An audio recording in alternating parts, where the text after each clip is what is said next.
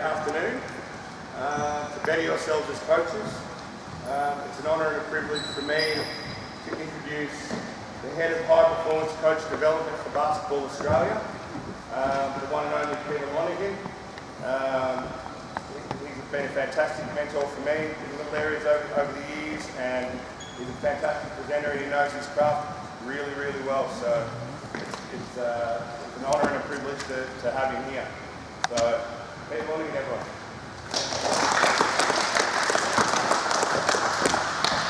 Echo what Chris said. Thanks very much for giving up your Sunday. I'm en route to Geelong for the Under-18 National Championships. My mum lives up in North Albury, so I stopped off and saw her, and I reached out to Chris early in the week and said any chance of putting a clinic together, thinking we might be able to get 6 or 7 coaches to come along. Keep it on there.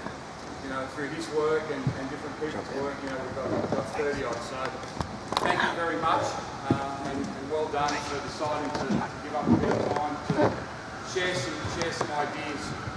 We're going to talk about full-court defense and concepts now, not so much in terms of press or trapping, but just how we can establish sustained pressure defensively.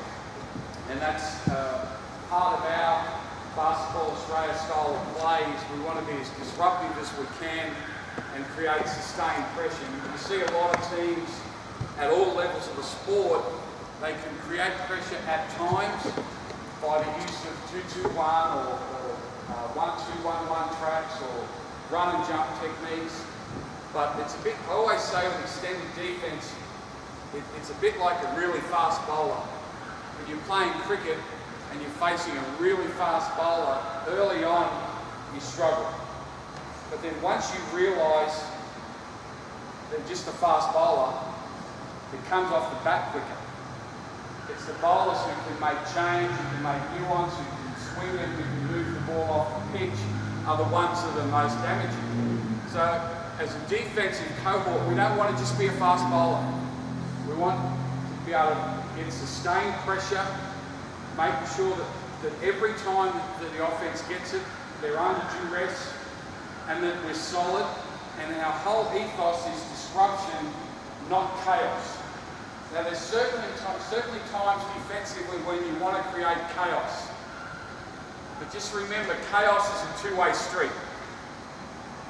So you can run and jump and trap and go crazy the whole time, and you're going to get some steals, you're going to get some layups, particularly in younger age groups. Against quality offensive teams, you're not going to do it for long. Guards will figure it out, they'll get a rhythm to it, and then it becomes high risk, high reward. So in other words, you give up layups, you give up wide open shots where you're trying to get here. So what we're going to work on now is how we can build some concepts and some principles of play to allow you to apply sustained pressure. Now it requires a few things, and we talk about the four steps. Stance. Can your players get in and maintain a stance? That's where defense starts and finishes. Can you get in and maintain a stance? Do they talk? And do they communicate effectively? So often defensively, you know, we teach talking by saying this: you've got to talk. Come on, talk. That doesn't work, so we go, oh, talk it up. That doesn't work, so we go, hey, you've got to communicate. What is it, coaching by thesaurus? You've got to tell them what to say. Right? You've got to give them the cues of what you want them to say. So you've got stance, you've got talk. The ease for effort. If you're going to play in the full court, all the strategy, all the systems, and one of the big buzz terms in defence now is defensive schemes. You've got to have a defensive scheme. Well, that's fine, but it's got to be based on effort. If you're going to come up the floor, you've got to make sure that the kids understand they've got to play hard. I have coaches say to me all the time, oh, I don't coach effort. I say, well, you lose a lot of games. You know, well, they say, oh, it's not my job to coach effort. Yes, it is. It is. All right, so it's really important that you get those things down, and to complete our 4 steps is positioning. Effort without intelligence is no effort at all. So we've got to make sure that we provide them with information, learnings and teaching around their positioning. So can they get in a stance? Do they talk? Can you get them to play with sustained effort? And are they aware of positioning? We've got all the Riverina luminaries covered here now. We've got Ungary, we've got Griffith, we've got Aubrey, and we've got Walker.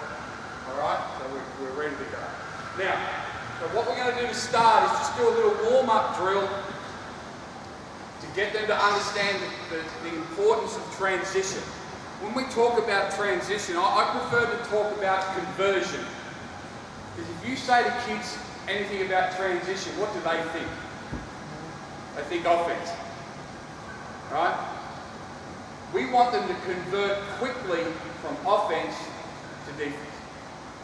So I talk in more terms about defensive conversion, going quickly from this to that. And our game is a game of conversion. Our game is all about 2 words. What's next? What have I got to do next? All right, so the simple warm-up drill will be this. So I want yours to be out on the ball. That'd be fine. All right. Yeah, I'm gonna once they get started. I want someone out of bounds here. Quick. You don't need a ball. All right, and I want someone here. Quick. You don't need a ball. Everyone else jump out of bounds. So all we're going to do, we're going to try and cover about 8 or 10 drills in 70 minutes. It's really important that you move quickly through your suite of drills and you don't get caught up in one thing, but you also build drill series. So this is the first of our drill series. The next 5 drills will all be linked to starting here. This is one's about conversion. So what you're going to do, as you start here, you're just going to start at the elbow now. You're going to dribble in and lay it up. You're going to get the ball out of the net, take it out of bounds. Pass there, you're going to sprint and square your shoulders. So we talk about sprint and square.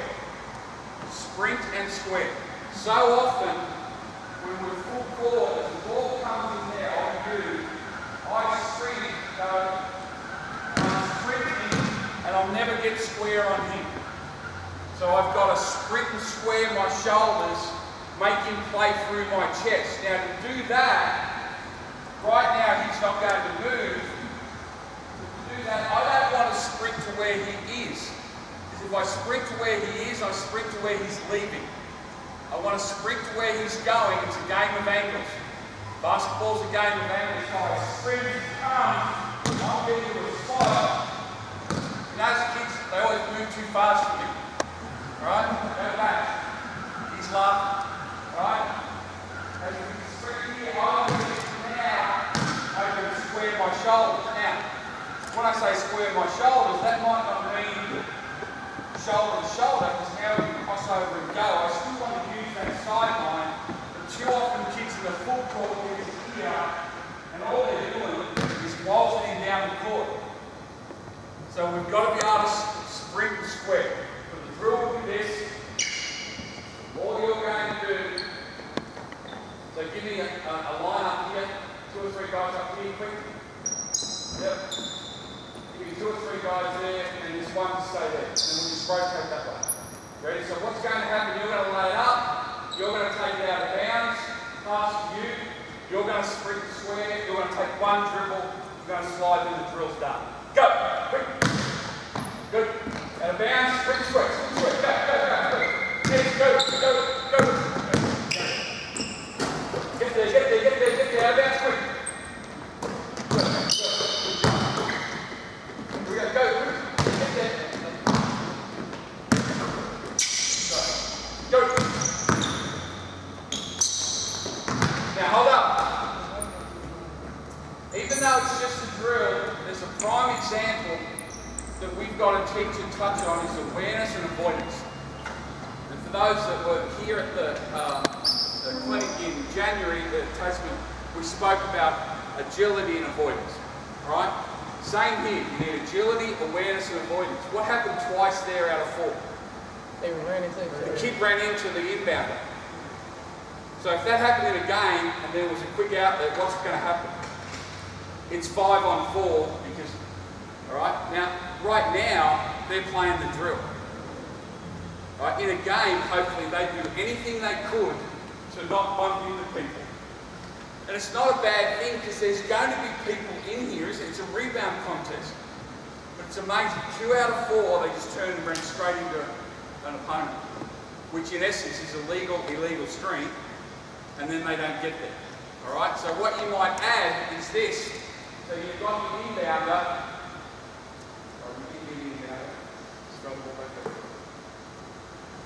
All right. She's the inbounder. I'm just another body. Come. Take it out of bounds. Right. I might. Now you've got to get this. Bang. Just get them to understand, because if you're going sustained pressure and he just runs into me and I'm a fair obstacle, we've no chance to get sustained pressure there. All right? So always add some elements that might happen in the game. Let's go, here we go. Get there. Let's go.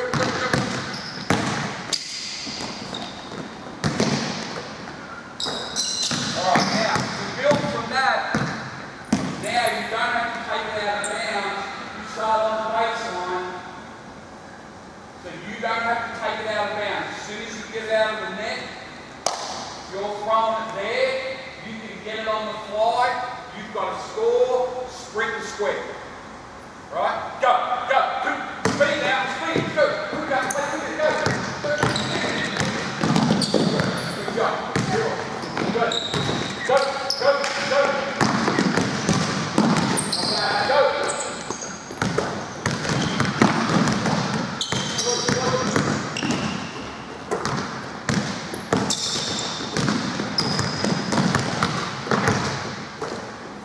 Alright, hold up. Now you see there, may have heard this once or twice, but seen me or heard me present. You've got to be comfortable with the mess. What happened a couple of times there, right? The more proactive, and that's a good thing, the more proactive offensive kid, they just got a head start. And so we didn't get in front of people, right? Did that ever happen in a game? Yeah, it happened in a game. So don't, I've gone away from, I'll be drill friendly. Well, offense, you go at half pace. We've done that, I've done that over a long period of time. Wouldn't it be great if we say that in a game? Right now, in Geelong, that every guard's trying to guard Tamari weakness. I'd love to say, hey Tamari, can you go at half pace? Because his half pace, everyone else is full pace. But they can't, so they've got to find a way. It's the same here, problem solving. Whose job is it to problem solve? Them, not me. So if you're forever, slow it down, do this, do that. Now if it's ruining the drill, particularly if you've got little 12s or something, you can put more parameters. But right now, give them a macro and see if they can figure it out. Let's go. Get there.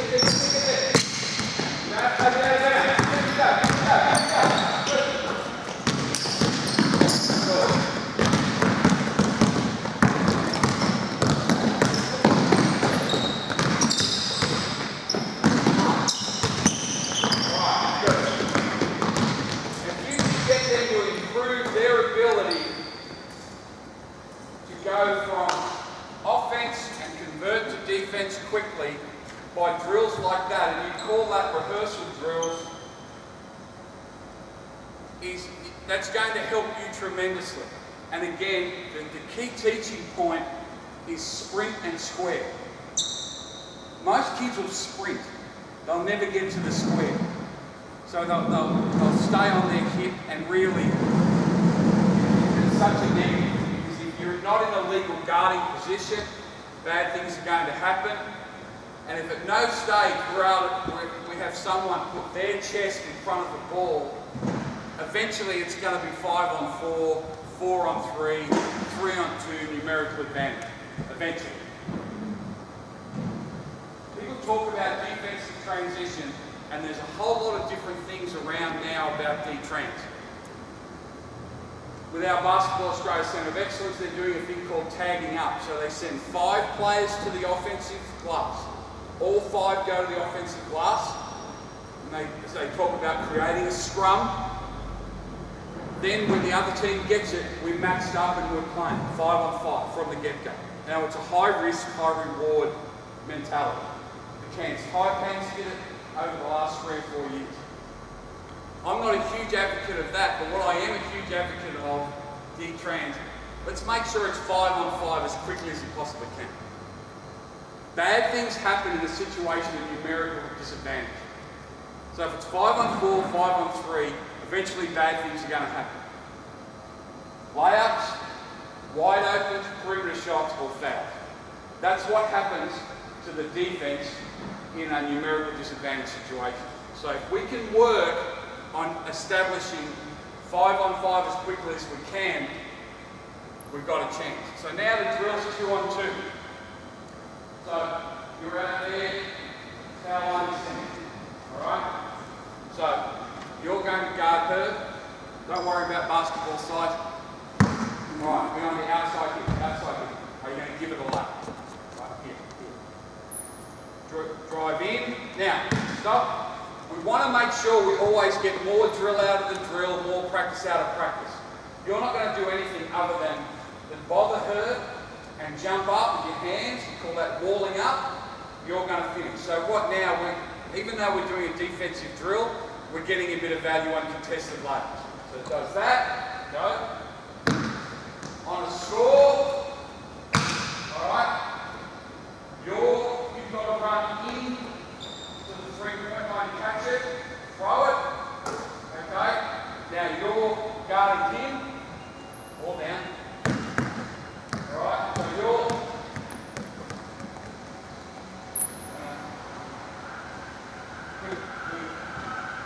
you're guarding him. So guard this one. So what you've got to do is come and get in this plug spot here. So you can help on this. She's got chest, square shoulders. You've got chest to the ball, square shoulders. You're going to take one hard dribble. Go. Right, then you're going to flip it.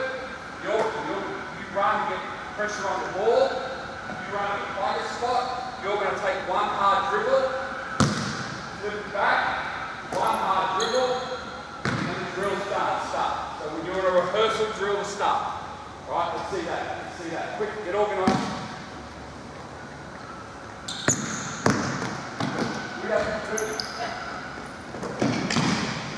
Pressure. Good. Next, let's go. Come on. Flip it nice. Let's go. Work it out. Good.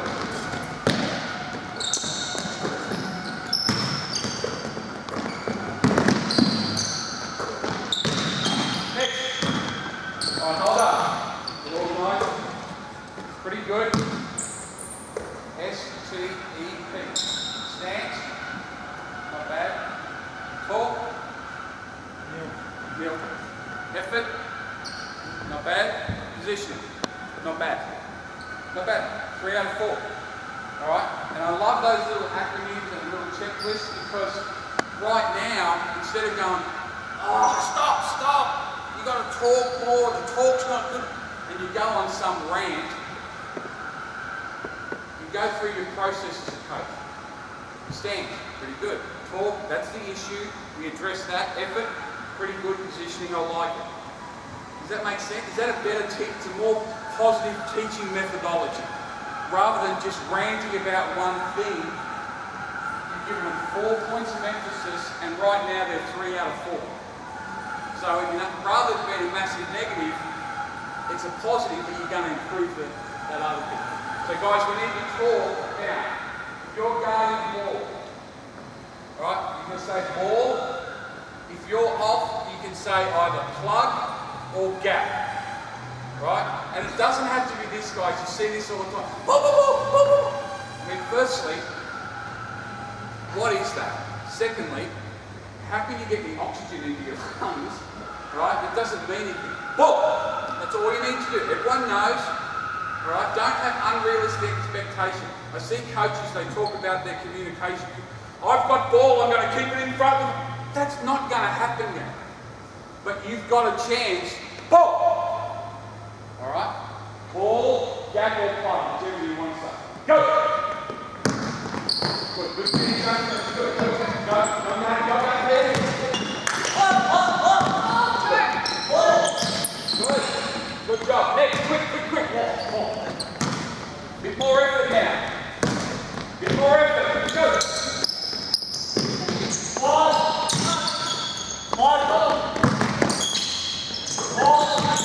Good. Here we go. Last one. Play hard. Play hard. More effort. Good finish. Good. Good job. All right, now, you want to make sure that you move quickly through it and your practice is a dynamic environment. Those combined drills, we've spent 15 minutes on, because I'm stopping and I'm talking to you. Once you get the series in, this is why I talk the importance of drill series. Okay, let's go our full court suite of drills.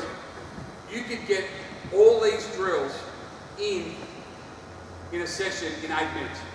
You don't have to do 20 repetitions of that first one. All right? On zero or air teaching, every study in learning, every study in education indicates that that's got really limited value. Right? Remember when, you know, when Jimmy and I were at school in the 30s, right? The rote learning, 2 times 2. That rote learning is not a big part of education anymore. Experiential learning is, which means do it. So show them and get them to rehearse at zero, but that's a 3-minute component of your drill. Then that drill we just did then is still rehearsal because they're not looking to play. It's absolutely crucial in any aspect of learning environment. Out of course, here we go.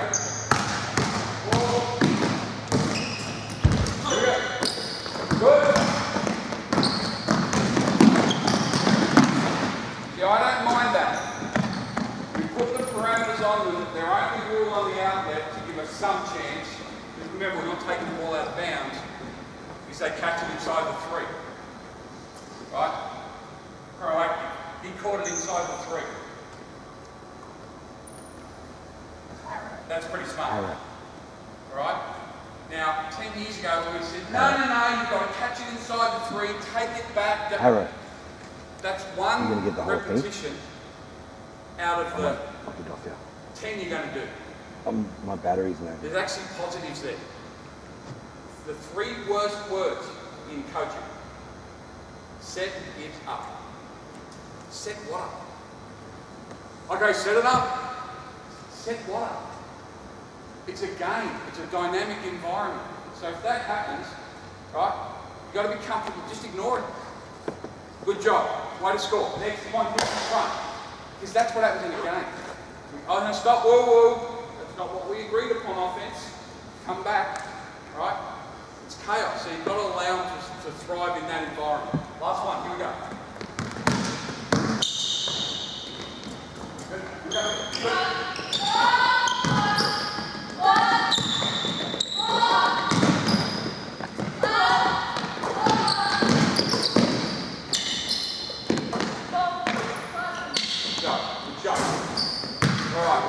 What's happening there, what I said to them was not what they did. Whose fault's that? That's mine, not theirs. Right? They just kept going the same drill. What are they doing in the backcourt here? One dribble, flip it, one dribble, flip it. What I said to them, as soon as it's outletted, it's live. Right? But again, that's not their issue, that's mine. So now guys, understand this. So it's full court, you're looking to score, but as soon as it's outletted, you're playing. You don't have to take just one dribble. If you can blow your man, just like my guy did then, go play. don't be so safe, because we don't get any better in a safe environment. Between these lines, we've got to be brave. Not safe, not conservative. One more, let's go.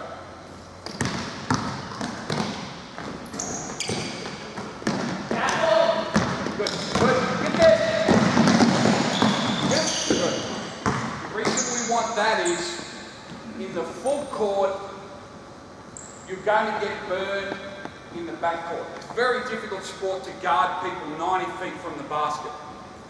And how often do you see this? You set up your perfect 2-2-1 or 1-2-1-1 press, or you run and jump, and the guard gets and just goes, and everyone goes, oh well. No, not oh well. Oh shit. You know what I mean? Like, oh, I got to get, not oh well. No, I got to get back. You know, probably shouldn't use him as a reference now, given his recent 6 months, but Rick Pitino for years taught the back tip. So when a player got beat, turn and run, and they're dribbling, and he would just teach him the back tip. Why? The ball bobbles forward, we can get it and go the other end. One of the common things in extended defence is if the first line gets beat, or that primary defender gets beat, we go, oh well. No, not oh well. How do we fix that? All right, so let's go again. Now what I want you to do to demonstrate is allow the offensive player to get past you. All right? I want you to sprint and with strong fingers, if you can, poke the ball free from behind. All right? Other than that, every drill is completely the same. Go, go.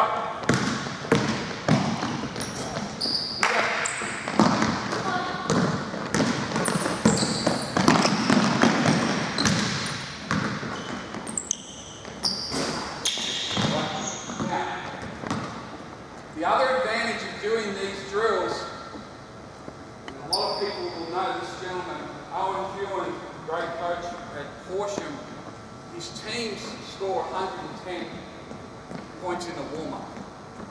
They just score points, they just can all score. Why? Because he does a lot of full court. They score 30 or 40% of their offense in the full court. And he always says to me, you spend too much time in the half court, the game's played in the full court. So as you're developing these full court defensive drills, encourage the offense, celebrate the successes of the offense as well, right? The offense has been pretty good, but how often do you do defensive drills in the full court and the offense is just terrible? It's turnovers, the ball's flying everywhere. You've got a two-way teach. You don't have time. I would imagine that you would get maybe 2 90-minute sessions a week on average, right? Country basketball. So you don't have time to one-way teach. Okay, we're going to focus on defense. Every drill is a basketball drill. It's not a defensive or an offensive drill. More drill out of the drill, more practice out of practice. The other thing we want to do now is we always want to practice or have an element in our practice where it's numerical advantage or disadvantage for 2 reasons. That's the game, that's the primary reason. People say the game's 5-on-5. I'll tell you when it's 5-on-5. For that 2.5 seconds now in the modern game where the referee throws the ball up there at the jump circle. Other than that, it's a series of 5-on-4, 4-on-3, 2-on-1. It's numerical advantage. As soon as he's guarding me, as soon as I beat him, all of a sudden they're great defenders. As soon as I beat him, it's 5-on-4. And that happens, what, 200 times a game, both ends of the floor. So while we want to practice in the 5-on-5 setting, we've got to understand that that's not how the game's played. You know, we're in AFL Heartland here. Is the game played 18-on-18 now? No. All right? You get those older commentators, oh, they've got to go man-on-man. Meanwhile, the last 10, 15 premierships have been geared around zone and flooding and all that. It's not the game. Same here. The other reason we want to go numerical advantage, disadvantage is give your players a chance to have success. one of the key elements of learning is success. My little bloke's learning to ride a bike. He fell over a bunch of times. I can't get him back on the bike. Why? He didn't have success. It's not fear. He didn't have success. So I had to then find a way, and it's great for me to learn how to do this. I had to find a way to give him some success. Training wheels. One training wheel. Riding with me, holding. Then, bang, voila, one afternoon, it's off. Same here. You've got to give them a chance. If you really want them to learn, build in some success. So now we've got drive the bus drill. So I want offense and defense here. Try and go lights and darks if you can. On offense and defense here, quick. Offense here, defense here, in the ball. Alright? I want offense and defense out there. The defense, you'll be here, the defender. And I want another defender here in the jumpsuit. Everyone else is off. Quick. You're the bus driver. You're driving the bus. Lay it up, under duress, let him score. Right, now quickly take it out of bounds. Now, sorry, how's the game work? Unless there's been an email from FIBA. Alright? So, you're going to now inbound it. You can run if you want. On the catch, you're, as the ball's in the air, you're screwed square. So on the catch, you will drive. You're going to slightly play the inside shoulder, but make sure your chest is to her chest. You're getting to the plugger spot. Your only job is to tell them what to do, right? And drive the bus as they come, right? You're making sure that you're on the outside shoulder of him. So your outside shoulder should be on his outside shoulder the whole time. If the ball goes to there, alright, he's going to force it back. Same with your position. Right, your outside shoulder's on his, so you've always got that in front of your driving the bus. You guys are looking to score. You guys are looking to score. That's the only parameters on the drill. Let's go. Go. Go. Start the drill. Here we go. Good.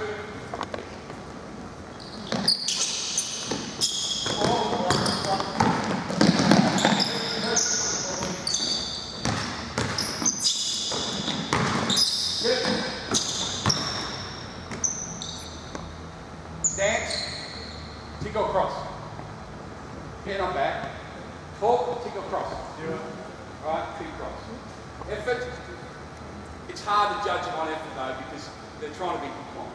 So we won't, you know. Positioning not bad. I thought our bus driver's positioning was really good. You know, he was a presence the whole time and whatever else. So again, rather than going to some guy, you gotta talk, go through the process. What worked? What do we need to fix? Anyone's gone through a review at work, they're always fun, aren't they? Oh, we're going to go through a review. You know what the high-level people that do reviews say now? 2 questions. What's working? What could we do better? Harvard Business School. What's working? What could we do better? That's review 101. That's how we need to coach. What's working? Bang. Affirmation and acknowledgement. What could we do better? Rather than what do we always tend to go to and what do they expect us to go to? The negative. Alright? So the same thing now, so the stance a bit lower, talk needs to be a lot better. The key guy talking is the bus driver. Effort, pick it up a little bit, position. Here we go. Let's go. Work it out. You guys are off. You guys are off. You guys are off.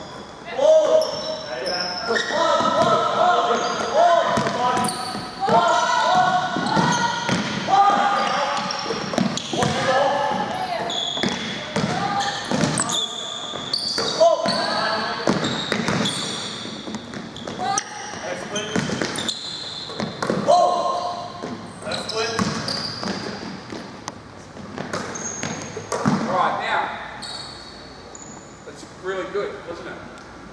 We see that we went through that process. I'm not suggesting I'm any sort of master coach, but what really improved? The talk. Because that's what we focused on. We didn't go on to some, oh, that's terrible. Bang. This is good. This is not bad. This is pretty. We need to fix this. It's a lot easier way to learn. When we got to that end, 10 years ago, we said, stop, shot clock, we've got to get a shot up, that'll do. No. Why do we let them keep playing down there 2 on 3? What are we trying to get them to solve? Problems. What's the problem? 2 on 3. They're waiting for me to say stop. They weren't trying to find a solution to score 2 on 3. They were waiting for me to end the drill. Now sometimes that's hard because you're watching it like, really? But that's where they learn. That's where they've got to do it. If you keep jumping in and solving problems, all you're going to do is create more problems come game time. Right now, same drill, all the bus drivers. Now, this is where we start really focusing in on the E, the effort. You can make plays now. And what I mean by that is, we talk about, you hear it all the time in the NBA, they've got the ability to make plays. Damien Martin, current Australian boomer, captain of the Perth Wildcats, New South Wales country boy. He makes plays in big moments. He's won multiple championships, he's won Commonwealth Games medal, he's won a World Junior gold medal. He makes plays. What are they? Are they windmill dunks? Are they scintillating three-point shots? Are they brilliant assists? Defensive plays. He just makes plays. All right? And it's an act, and it's getting him paid. It's got him on the national team and whatever else.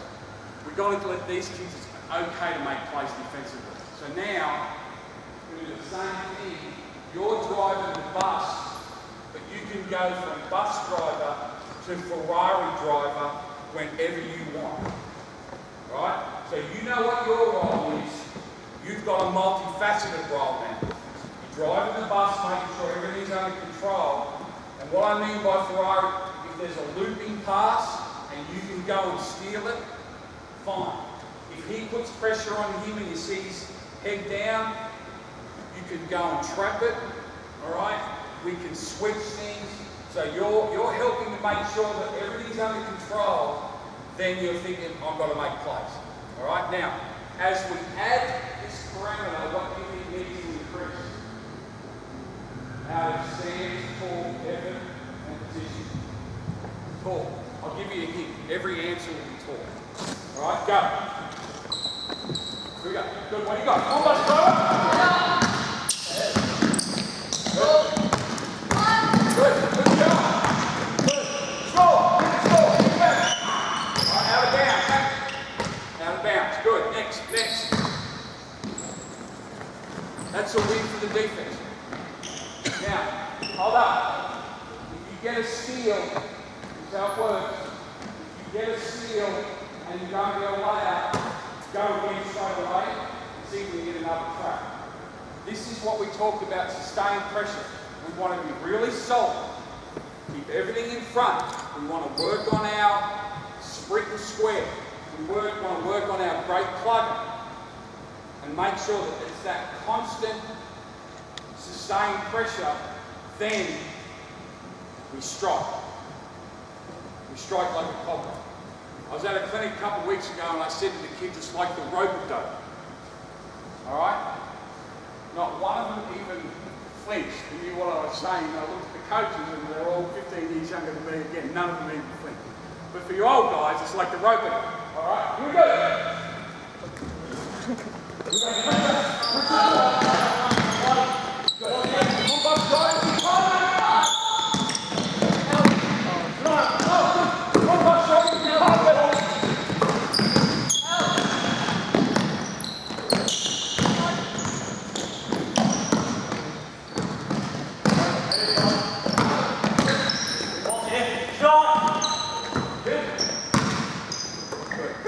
Now, one of the challenges is, and I firmly believe this, kids are a lot more conservative now than they were 10 years ago, certainly a lot more than they were 20 years ago, right? What was the biggest issue there? Why couldn't we make plays? The bus driver was conservative. Was he doing the wrong thing? No. Was his positioning pretty good? Yeah. His talk has improved. So in terms of the 4 steps, not bad. But he wouldn't make a play. Why? Because he was worried. You can't be worried. Right? You've got to take the worry out. And that's why we practice it 2 on 3. So if he goes and makes a play and it doesn't work out, what's probably going to happen? We've got a numerical advantage, so someone's going to be able to fix it for me. Does that make sense? That's why we teach this 2 on 3. So they can be brave enough to go and make a play, and the punishment's not going to be grand. Because probably there's going to be someone to fix it. Let's do the same thing now. 3 on 4. So the drill starts the same way. Right?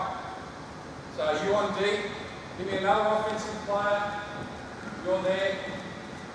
You guard, give me another defensive player. You're the bus driver now. It's 3 on 4. All right? Now, you can do it any way you like. What we're going to do here is create sustained pressure by our positioning. Remember our 4-step process. You're going to deny down the lane. So when he gets it, he's got sustained pressure because they're passing the ball and coming to the plug spot. So we've got square shoulders here. He can't go through. There's a deterrent to go gap because we've got plugger. Now, one of the biggest problems with plugger is we go chest to the baseline, not chest to the ball. We don't want this, but we want that. I can still see him recover, but I want him to see my numbers. Alright?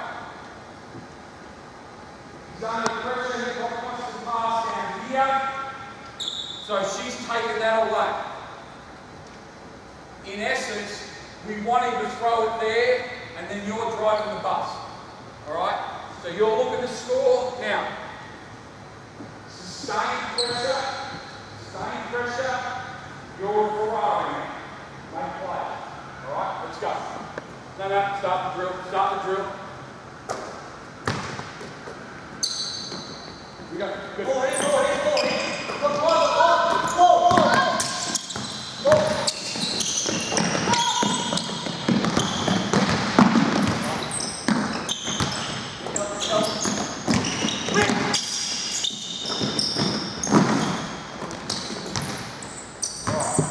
Back to that kick. What did you say? Yeah, hold forward. Start to dance. Nothing. Did nothing. Right, and that's okay. Again, this is what I'm talking about. That's why we've got the 4-step environment. Right? Now, it's not about berating him. Right? I'm going to say his stance was good. Your effort wasn't bad, positioning was pretty good, but no talk. It's a common theme. And this is not about being warm and fuzzy and whatever else, but it's about learning. Doesn't mean you don't bait people. I'm not suggesting it's like all kumbaya and don't worry about you've given up those 5 wide open 3 for you. That's fine. That's okay. Right? This game doesn't matter. None of us want to win. That's not realistic. But the rah-rah without the methodology doesn't work. Alright, now, so you've got to talk. The other thing is, at some stage, you've got to go from bus to Ferrari. There was a chance for you to trap there. And that's probably my fault, I can tell you. It's not all about steal. All of a sudden, it's 3 on 4 down there, and the guys just go and surge and trap him and force him to make an error. Alright, so let's go again. I want you to make a play now. Ferrari. Here we go. Play. Good.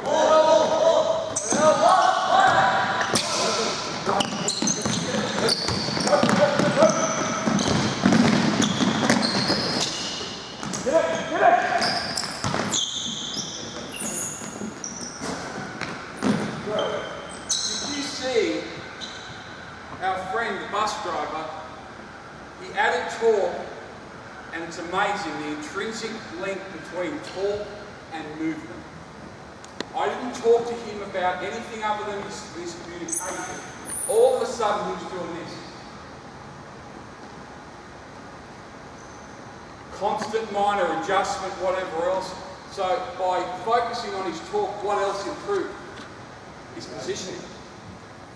Right? And again, that gives you a chance to do it.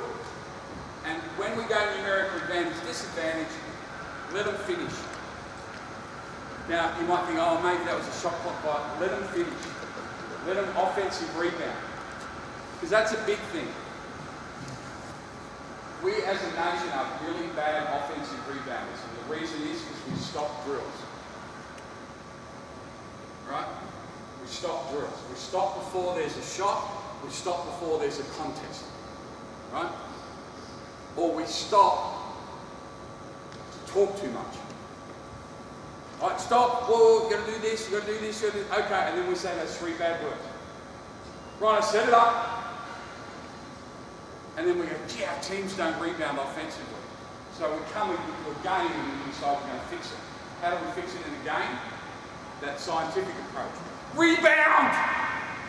You've got to rebound! I'm not sure that's going to fix it. Right? What can fix it is let them play to a result. Let them get offensive rebounds and put it in, finish under pressure. Let them compete for it.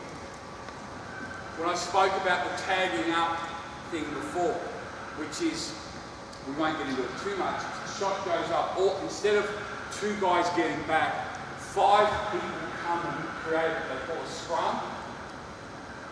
The reason it was put in place, or it became popular, Aaron Fern with the Cairns Taipans, formerly the Cairns Taipans, he was sick of them getting smashed on the glass. They just wouldn't rebound, they just couldn't compete with Perth and the big boys in rebound.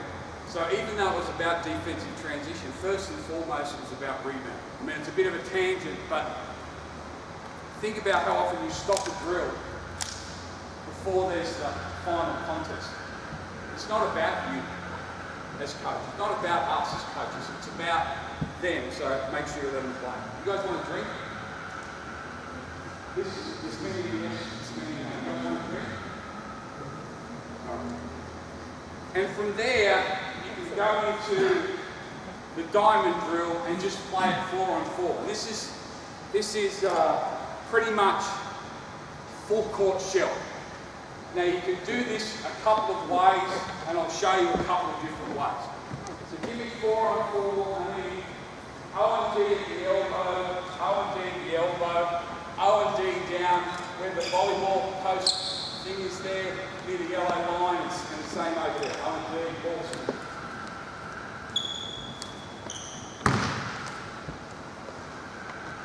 Now, this is not, we won't do this now, but get in the habit, particularly if you coach girls, but regardless, of telling the kids beforehand who's lights and who's darks. So just say, oh, on Thursday, Jimmy, you're going to be dark. On Tuesday, you're going to be, well, these guys, because then you get it. And the reason I say that is, one, you don't want the kids having to on and off with their jerseys. But hopefully you're playing 1-on-1, 2-on-2, 3-on-3, 4-on-4, 5-on-5 at every single practice.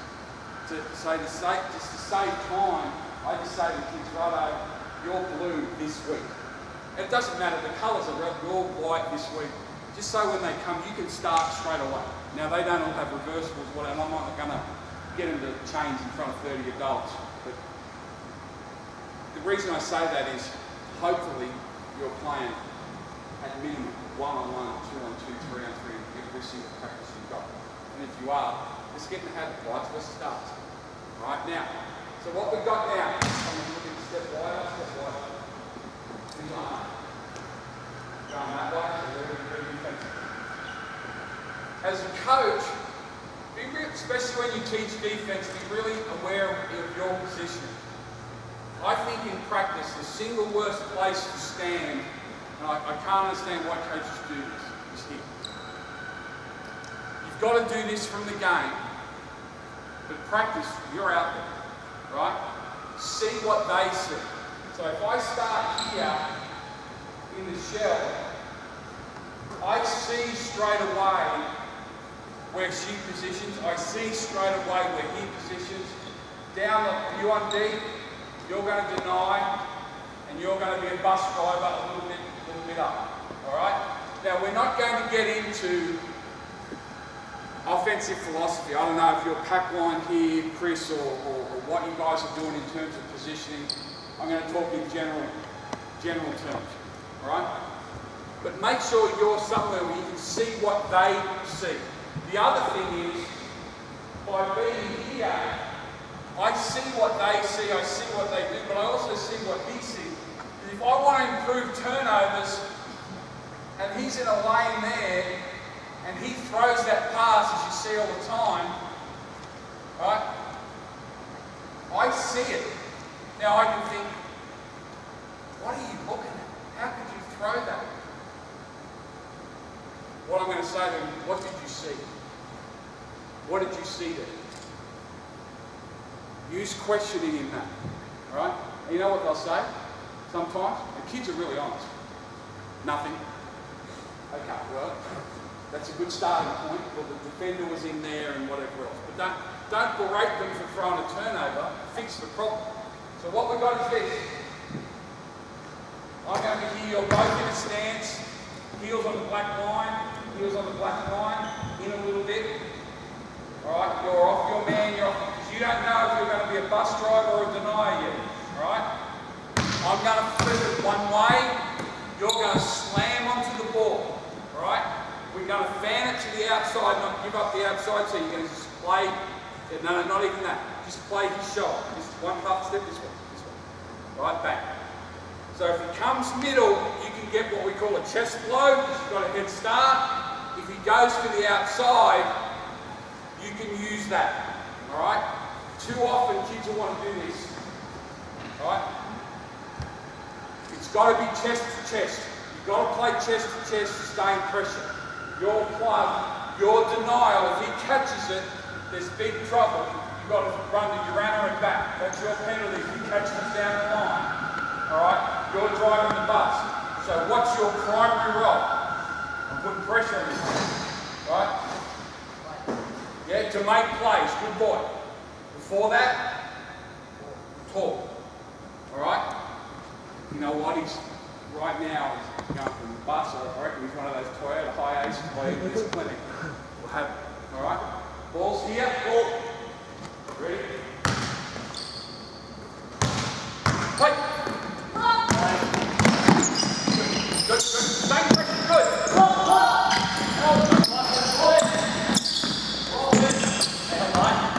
Good. Good. Stay there, set it up again, come the other way.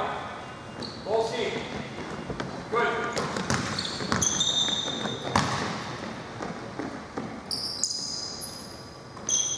Inside shoulder, inside shoulder. Right, stand. Play. Good. Ball. Ball.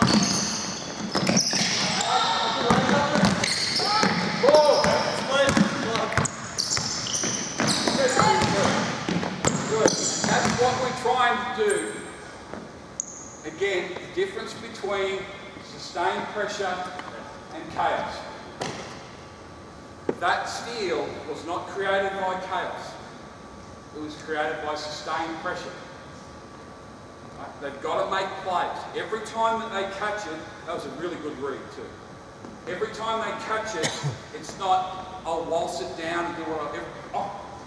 So that forces a heightened decision. Move it. That play catches it. Someone slams on the ball. They look up. All they see is white jerseys. Heightened decision. Now, how many what that was the what number passed when we got a steal? Fifth pass. But do we get a steal? Yeah. And in fact, where we got it, we call it turnover alley. He got it right down the middle of the floor. That's guaranteed lad, as long as he makes it. So rather than just run and create some ridiculous false effort chaos, and they throw it over the top, sustained pressure, sustained pressure, sustained pressure, make a play. Alright? Good. Let's go again. Ball big. Have you been in yet? With the start. Inside shoulder. You don't know what's going to happen. Alright? Play.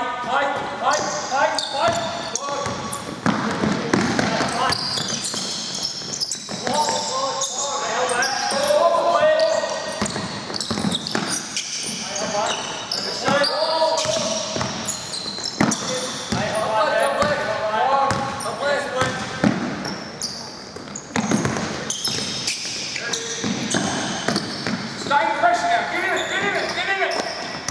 Good. Go, play. Well, why did you rebound? Play.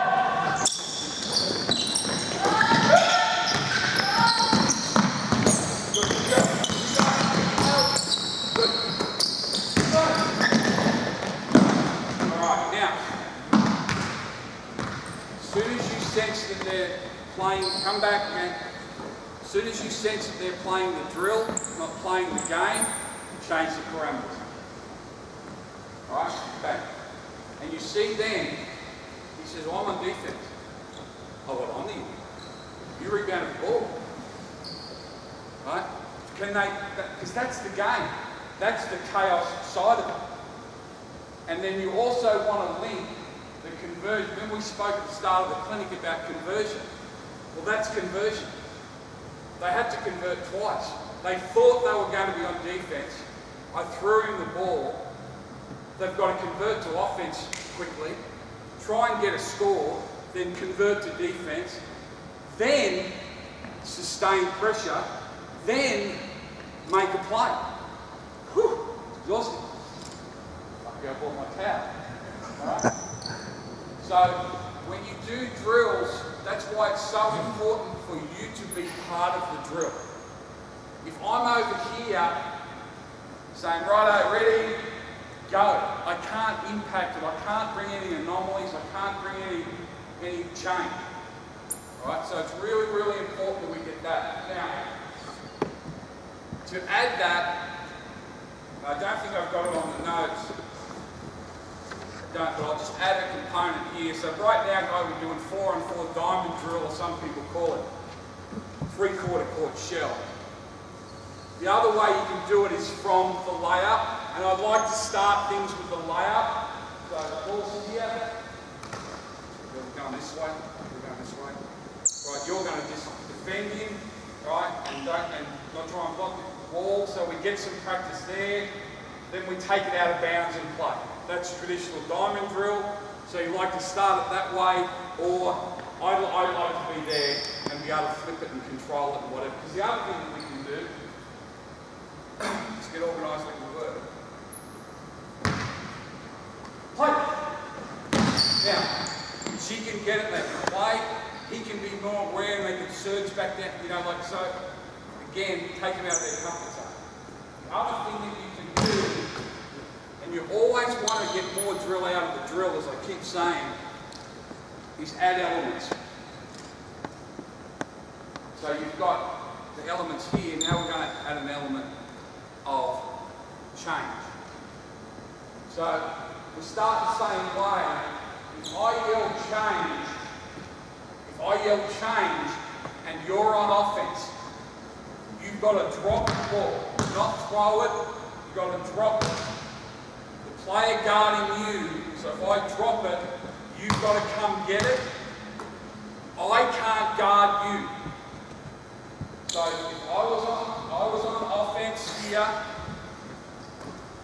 and we yell change, you've got to do it. You've got to get it, all right? You've got to guard her. I've got to guard you. You guys need to go from offense to defense, all right? And then still play. Make sense? Now, when I yell change, which way will you go? I know this is a challenge for you.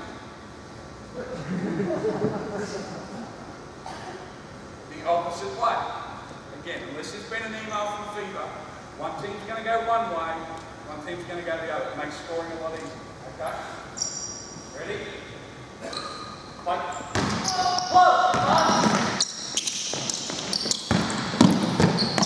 Alright, we're back.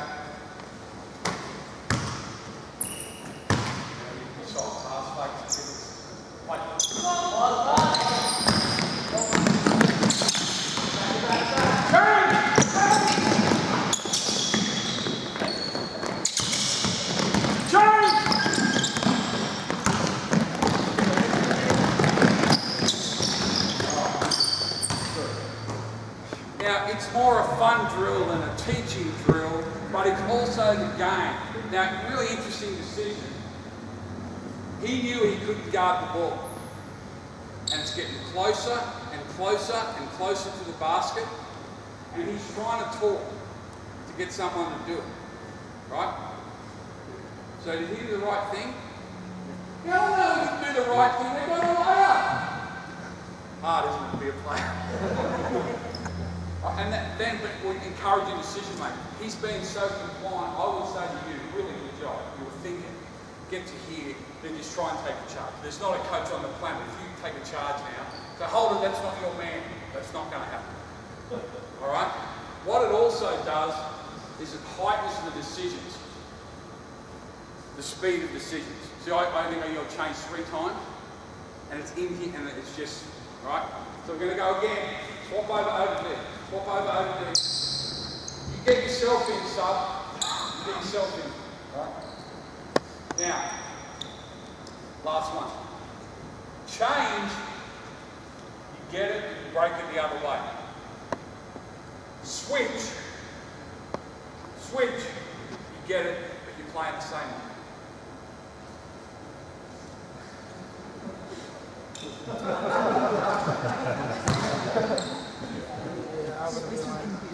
Ready? Now, she said, hold it, you say that again. Now, and I will. If we had practice, I wouldn't say it again. Why? I want to create some chaos. I want to teach them listening skills. Now, it's hard on them because I'm talking to you predominantly. But if you notice, and I know there's some parents in the room, you may as well not have the first communication to anyone under 14. Because they don't listen, they wait for the second time. Jalen, get off your iPad. No change. Jalen, put it down now. Change. Right? So, same here. Got to teach them to listen. So sometimes when they say, can you say that? No. Why? What are you teaching them to do? Listen, but make decisions. And hopefully he said, hey, just do this. All right? So, change, see, you're going to get it and convert. Switch, yes, you're going to get it and stay. So, if they were coming this way, and I yell, you'd come this way too. Yep.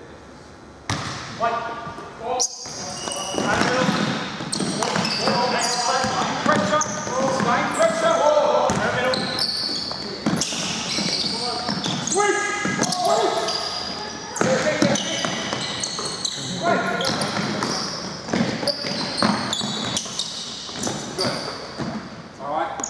Back, guys.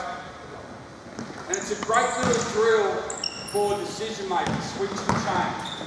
You can do it from the shell environment if you want.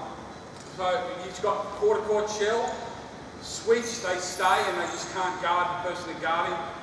Change, they convert and they've got to go there. I like it in the full court because we're trying to create a couple of things. Sustained pressure, they're doing a really good job, aren't they? Now, if we talk about the 4-step process and we were to rate them, and this is what I was going to do at the end of practice. Okay, we spoke about stance, talk, effort, and position. Score out of 5, how are we going on stance? Score out of 5, how are we going on talk? And they do it, not you, they do it. So who's driving the learning there? The most important people, the learners. All right? So you can do a whole lot of that. You can also do drop off out of this. So we're just going to do the 3/4 court shell now, guys. At that end, if you shoot it, make or miss, you're out. You're out. Just walk out, so the other team will come back 4 on 3. Now for years, I would give them that instruction, and then I would say a very condescending question. Does everyone understand? Why have you got to have that? Get eye contact, all of them engaged in reflective listening. We do that all the time. Does everyone understand? Everyone got that? Oh no, because I'm an idiot. Right? Get them to listen. Give them more credit. You don't have to, hey, is everyone, now, under 12, yes, you've got to spell it out. They get to this age, they can listen, they can do.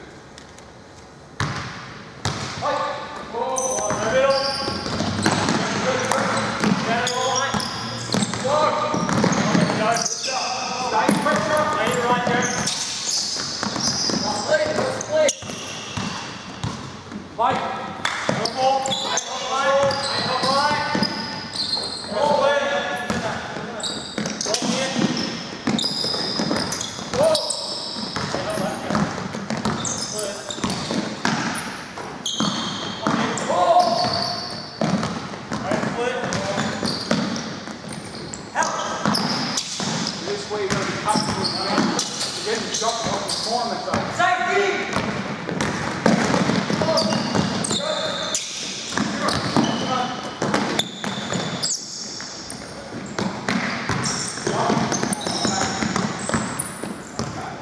Now, given that we've got to go to work tomorrow, we won't do that drill again.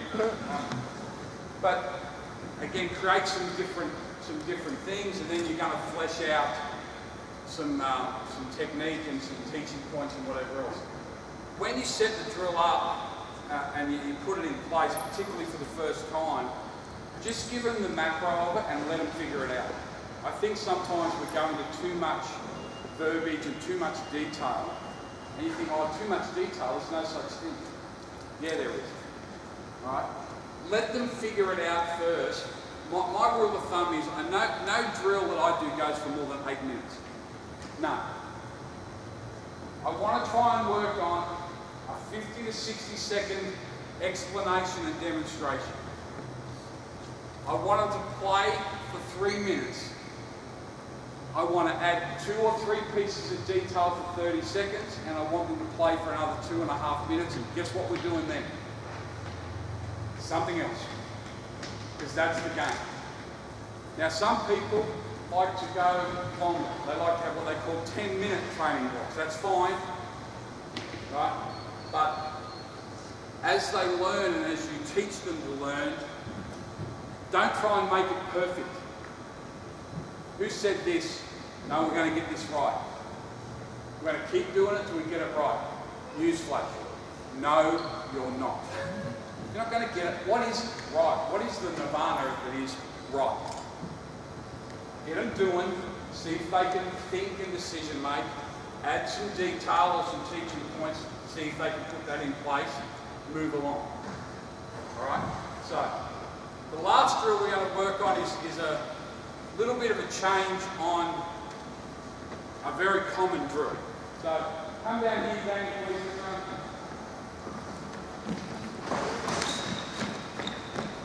I need 4 people along, so there, lane line, at the 3-point line. I need 4 quick. I need 4 defenders now. Right? Even with me in front of your player. Up, even with me.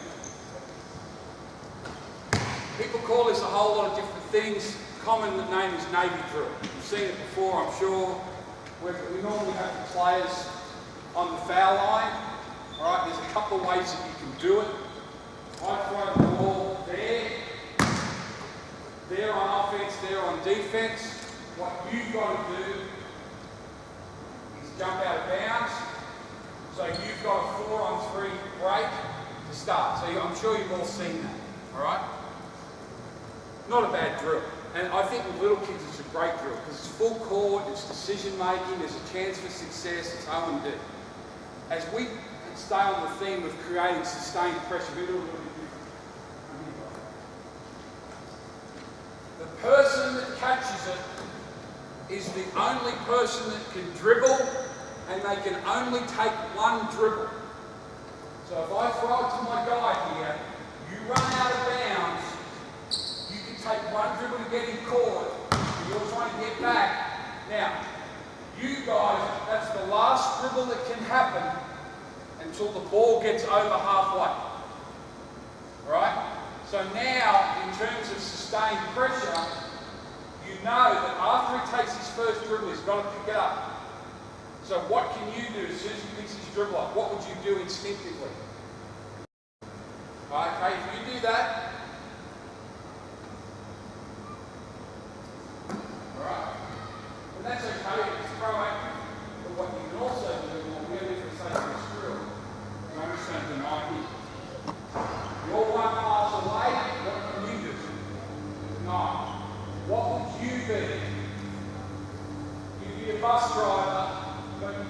remember they can't dribble, so you don't have to run all the way back here, right? You're a bus driver, but you're also a playmaker. You're trying to make sure you can get the next pass. If the pass goes to there, that's where you have to fly, you have to deny. You can be a bus driver, so you can pick things up. You guys are trying to advance it. When you get to over halfway, it's 4-on-4 live. Right, and then we play it back 4-on-4. Ball. Here we go. Ready?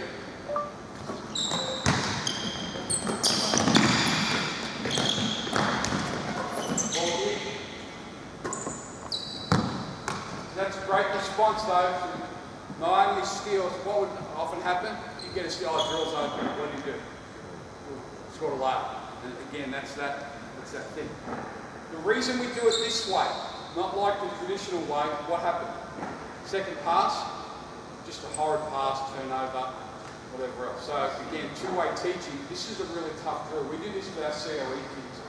And this might be weakness. This defender might be Sam Crowley, who's 6'11" and moves like a 6'1". So you've got to be able to lead, you've got to be able to pivot, you've got to be able to catch it, whatever, and they've got to advance it down the court. So you want the two-way teaching of this.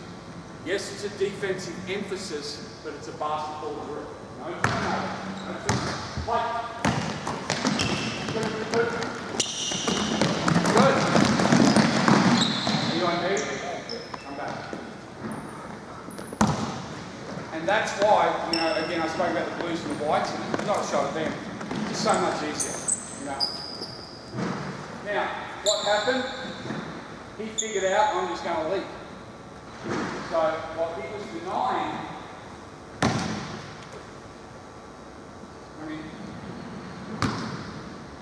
if I see him run, I'm going to see him run now, I'm going to bump low shoulder.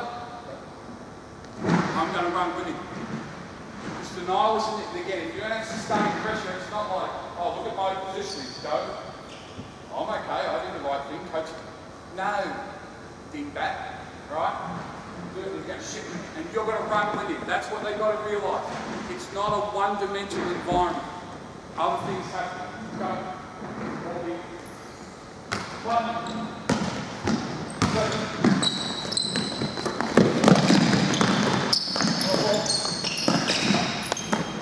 Dribble out.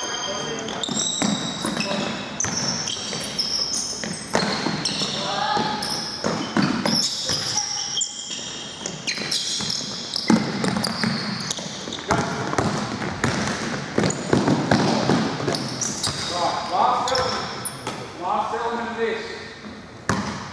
Now, we're adding G-tuck. So we've gone up and down a couple of times and we had our 30-second little timeout. I talk about the offense, not the defense. Firm, flat passes, jump stops, pivots, pass fakes, go. That's going to improve the drill, right? The defense is okay, but the defense is only as good as the pretty ordinary offense.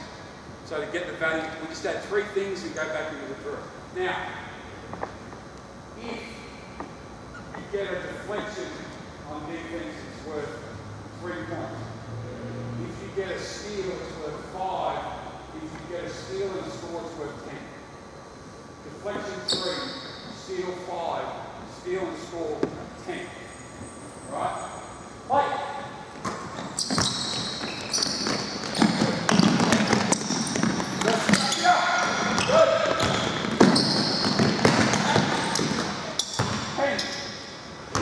What happened straight away? Now, we worked that out before the clinic with the kids. What happened straight away? We added an element, what did we get? A steal and a layup is what did we emphasise? We put value on that. But that said, did you think the pivoting improved? Jump stops improved? So you can improve things as you go, but it's what you emphasise. Put little different things on there, and one thing it's really difficult to do sometimes, add different scoring emphasis and add value on different parts of the game.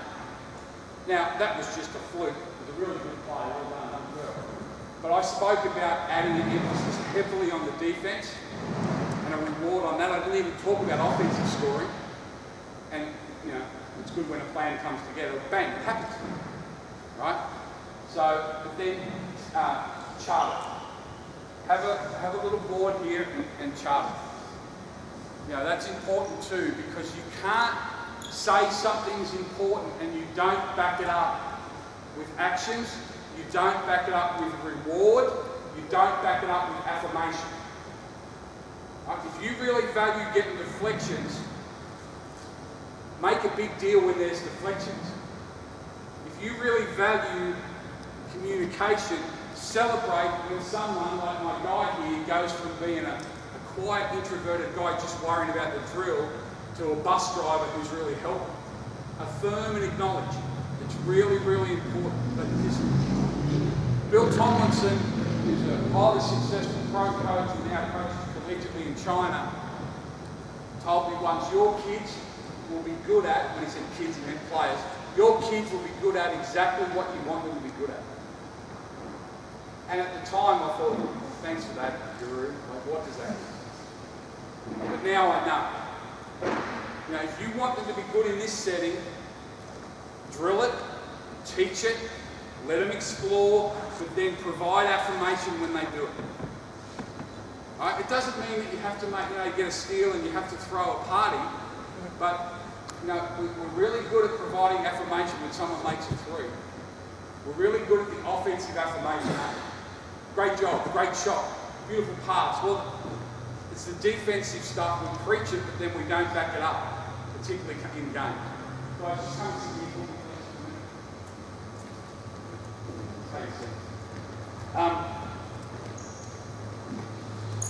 That's all I was going to cover. If there's any questions on any of that, I've tried to detail as much as I can in these notes, and I'll get Sean Roger, because I know most of you registered through him, to send these out so you've got them electronically. One of the problems that anyone who's been to one of my clinics before is I go rogue, so there's about a third of it that's not on these notes. I was like, oh, maybe we can do this. Any questions on any of that, or anything that you want a bit of clarity on? As I said, more and more now coaching is about your methodology. It's about how you plan your delivery and plan your communication. And then again, the whole clinic was geared around STEP, the 4 steps of sustained pressure defense: stance, talk, effort, and position. That, you don't have to do that. I'm not suggesting that that's the only way to do it. Right? But what it does, it gives you a chance to define what you want to do, but also gives you a chance to judge how they're doing it.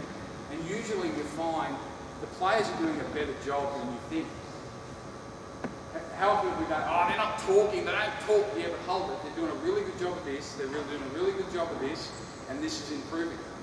So while you're saying it's chicken little, you know, here comes the world's going to collapse, 3 out of 4 ain't bad. So now you can provide affirmation on that, and you can provide direction on the other. Chris, do you have something? Yeah, does COE teach the 1/3, 2/3 principles? Or? Yep. Yeah. Yeah, so all that, it's interesting, you know, the game's full of terminology, it's full of jargon, and right now we see the NBA and everyone's, all that stuff that when you first started coaching about 1/3, 2/3 is still sound.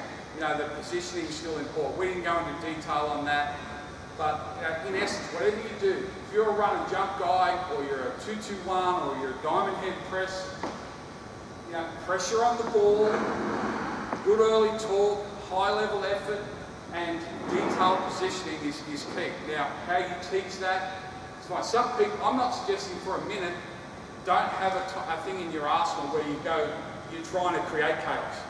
All I'm saying is, if you can get to a stage where you can create sustained pressure, that's when you got something special. Right? But, you know, you got coaches here, coaching state league, coaching SCABL, and state teams. It's hard to play full court defense for long periods of time. Because the one thing we haven't spoken about is high level conditioning. Yeah, you need to be fit. I spoke about Damien Martin, you know, his conditioning at, I don't know, 33, he's as fit as any player in the league. And that allows him to do what he does. But for young players, this will help their conditioning without you having to run suicides and run around ovals and do whatever else. That's why our sport is better than the one they play over at North Albury Oval. You know, we don't have to run them around the court to get them fit. We can just do basketball stuff that gets them fit.